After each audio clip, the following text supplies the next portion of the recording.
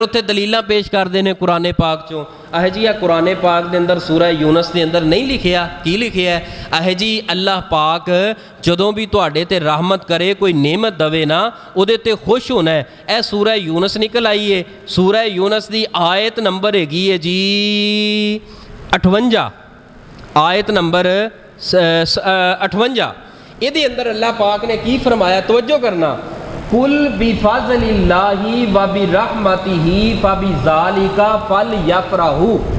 ऐ सोने में पैगंबर सल्लल्लाहु अलैहि वसल्लम फरमा दीजिए, कुल फरमा दीजिए बिफज़लिल्लाहि व बिरहमतिही, अल्लाह पाक तुहाडे ते फजल तुहाडे ते अपनी रहमत करे, फबिज़ालिका फलयफ़रहू, बस तुसी ओदे ऊपर खुश होवो, फलयफ़रहू खुश होवो।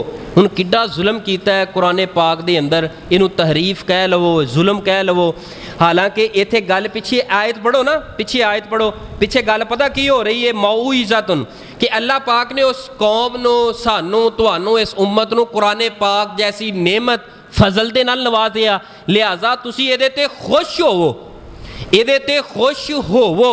लेकिन इन्हां साडे भाइयां ने पता नहीं अनजानी अंदर जान बुझ के, जिवें कह लो मैं फिर भी उसने जन रखना, इन्हां की कहा वे कि फल यफ़रहू, जश्न मनाओ, खुशियां मनाओ। हालांकि फल यफ़रहू दा माना जश्न मनाना, खुशी मनाना ऐ नहीं, बल्कि फल यफ़रहू खुश होना।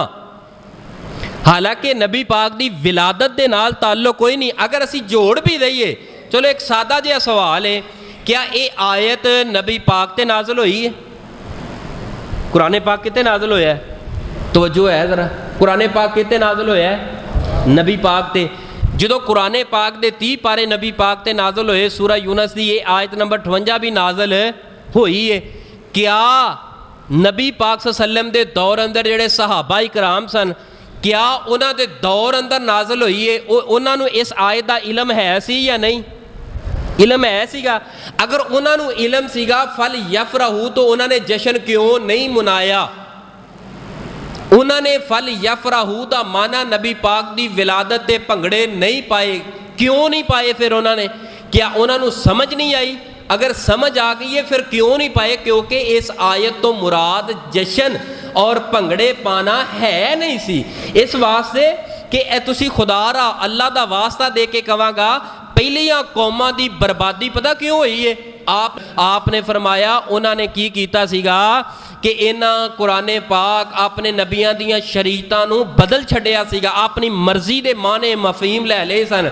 असां हर कुरान दी आयत दा माना ओ लवांगे जो हदीस अंदर और जो सहाबा इकराम मुफस्सिरीन ने बयान कीता है, और जो साडी सोच दे मुताबिक माना बनाया जाए, असी उस माने नूं तस्लीम नहीं करांगे। क्योंकि कुरान पाक नाज़िल होया नबी दी ज़ात ते नबी ज़्यादा बेहतर जानते ने, और सहाबा दा दौर सहाबा ज़्यादा बेहतर जानते ने। मैं बड़े अदब ना गुजारिश करांगा अपने वीर भरावां नूं, ना लड़ो, ना झगड़ो, ना किसी नूं बीती बनाओ, ना काफर बनाओ, ना मुशरक बनाओ। जिहड़ा शिरक करना वा, शिरक दा पता है की है? जिहड़ा शिरक करता है, मैं नहीं फतवा ला सकदा यह बंदा मुशरक है, मैं नहीं कह सकदा ये काफर है। हाँ, मैं इन्हां कुरान हदीस की रोशनी अंदर कह सकदा, दलाइल की रोशनी अंदर, यह जिहड़ा काम है ना, ये कुफर वाला काम है। यह जिहड़ा काम है ना, ये शिरक वाला है। यह काम जिहड़ा है ना, ये बिदत वाला है। लेकिन मैं किसी नूं जन्नती दोज़गी ना बनान आया, ते ना साडे कोल कोई इख्तियार नहीं। ते लिहाजा बड़े खुले ज़हन दे नाल आओ कुरान हदीस सुनो।